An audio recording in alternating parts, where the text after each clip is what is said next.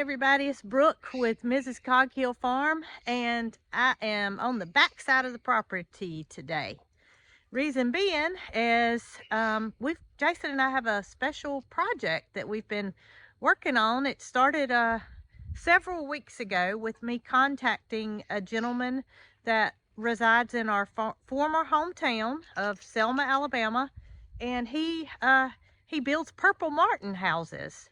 So this is something that we have always wanted on our property, was to attract these birds, and they actually leave the United States for the winter. They go to Brazil.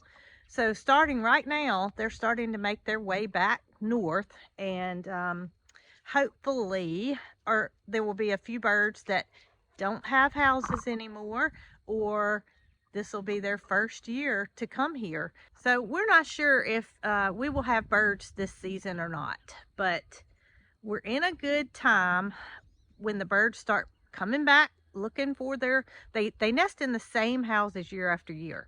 So if we have birds this year, it'll be either ones that have lost their housing for whatever reason, or they are coming back for the first season after their parents raised them last year, and they're looking for a place to have a family of their own. I thought, when I contacted the gentleman about the purple martin housing, I thought that the best place for this to go would be down by the pond. And when he got here, he quickly reassured me that that was probably not going to be our best area to place this purple martin pole for housing. Reason being is there's too many trees. He said that they prefer a wide open area, and you can see back behind me in this area, it's pretty wide open. There's not any trees for hawks to potentially swoop down and grab one of these birds. But I've got Jason, and he's gonna help me. We're gonna wire all their gourd houses, and they were designed specifically for purple martins.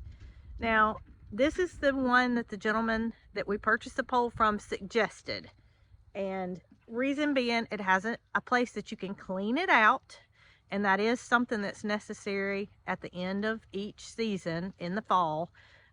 When the birds leave to go back to Brazil, the gourds do need to be cleaned out. He also suggested that we put a handful of oak leaves in each individual gourd.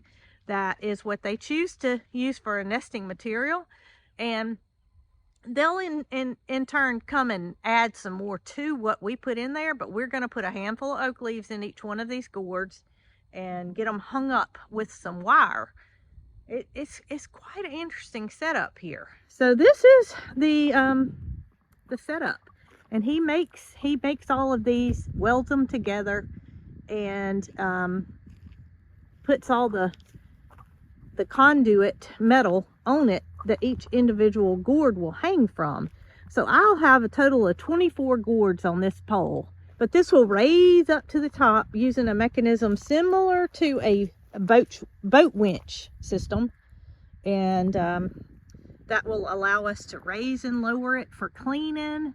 And of course, the birds want to be high when they nest, so this is a pretty tall pole. And also, there is a net that he provides to keep snakes from climbing up the pole and getting the birds and the babies while they're nesting.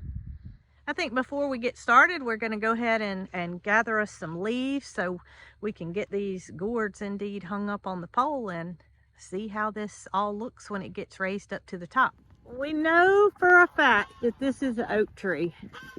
So with all the leaves that are on the ground over here, I think this will be an easy place for us to grab a few leaves to fill the gourds.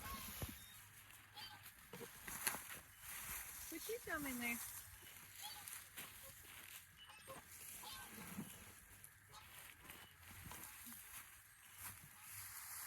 You're getting them out.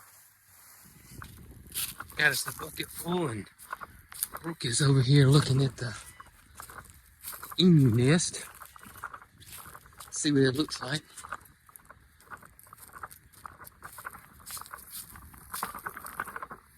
How many? Still 4? Still 4 eggs. She ain't laid no more. That's all right. Just a day. Just a day. Well, let's go hang some gourds. That's a pretty neat design, isn't it? It is. And he is a machinist. People that are machinists and welders are just amazing. And then when he came, he was telling us about how many different designs he's come up with to make it perfection to him.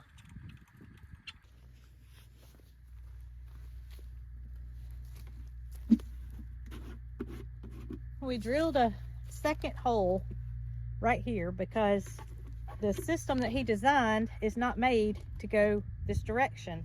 So we're going to place a piece of wire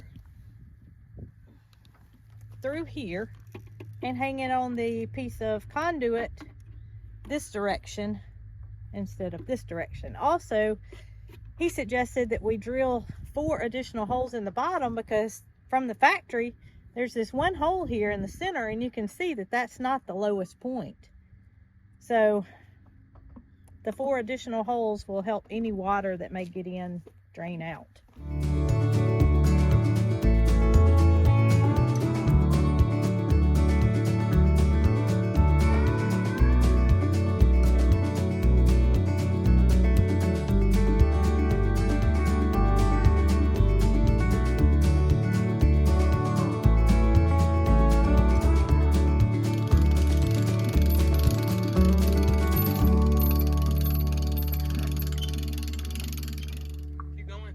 Yeah, it's about a foot left. Keep coming. 4 inches. All right. That's on up there, you know it? Yeah. Well, it's up. It's up. Now he did say that the older birds are already headed this way. Right. And that if somebody around here has had gourds up and they were coming to that spot every year, if they hadn't taken care of them, so for instance, if they haven't cleaned them out, if they haven't done what that needs to be done, then they may take up residence here. And as many storms as we have here in Alabama, there's probably the likelihood that some of their houses are damaged. Right. And you know, they don't want to move into a damaged house. And he also said he has never had one get torn up from the weather. None. And that's including tornadoes. The tornadoes. Now, if this thing takes a direct hit from a tornado, it's going to be wipe it out. But high winds, he's had 0 issues whatsoever. That's right. And he also told us that out of all the poles that he has ever sold, he's only had 1 lady that did not have luck with birds. And she was in the middle of the city. Okay. So, she gave it a shot for 7 years and she never had birds to go to her gourds, and he relocated it for her to another place. And we have some rain coming in, and he did tell us that more times than none when he sees birds come in, it's on a rainy day. Yeah. And that being because hawks, which is their #1 predator, are not hunting in the rain. They're perched in a tree trying to stay dry, and the purple martins continue to fly to their location because they feel safe. So what are you most excited about? Well, what I'm excited about is that these guys' main diet, only diet, are insects. And it's right here by the fruit orchard, and this will be the potager garden. So these guys are going to do an amazing job keeping that insect pressure down, and it's going to be natural. This won't, you know, no pesticides or whatever. I mean, this is really exciting for me as a gardener to have these birds here. So, well, I'm thinking, I mean, I know you told me earlier you were having a knee issue or something today. You're not feeling so good, but I'm thinking like a purple martin dance. Oh, you want me to do purple martin dance would bring them in. You know, they're going to come. If they see you doing all that, they're going to come today. I need some tail feathers. No, you don't. They're not looking for mates, Jason. They're looking for housing. Oh, goodness. So I'm excited. I'm Yeah, me too. excited to see these beautiful birds potentially come to our farm and have a chance for us to sit out here and enjoy them. Yeah, and I like it back here in the protege garden. Yeah, I thought initially, you know, the pond was the best answer, but when he suggested otherwise and we came back here, we started looking around thinking, when we get this area fixed back here, I mean, it's a work in progress, as most everything is on a farm, but once we get this area fixed back here, we'll be able to sit down and hopefully enjoy it. I agree. Thank you for helping, Jason. You're welcome. I'm being excited about this. I'm seeing those birds right there thinking maybe that's purple martins. No, we'll keep y'all updated on the process and let you know as soon as we were to see any sign of activity. I don't think that wrens or other birds are going to try to utilize this space for nesting, but it does happen. So we'll keep an eye out on that as well. Right. All right. Good Well, job. hope y'all enjoyed the erecting of the purple martin houses and wish them to come to Cog Hill Farm. Maybe we need to get a welcome mat for them. Yeah, let's do that. You already did the dance. The mat can't hurt.